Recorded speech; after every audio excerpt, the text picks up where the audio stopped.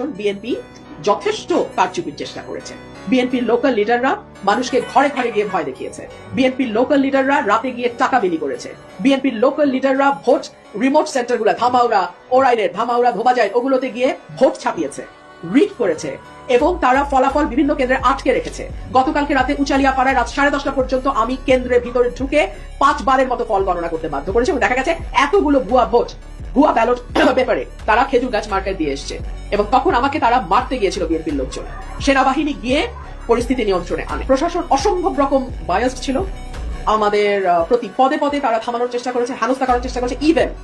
Even প্রশাসন আগের দিন, ভোটের আগের দিন চেয়ারম্যানদের ডেকে নিয়ে গিয়ে বলেছে যে আপনারা তো আমাদের লোক, আপনারা বুঝে ভোট দিয়ে।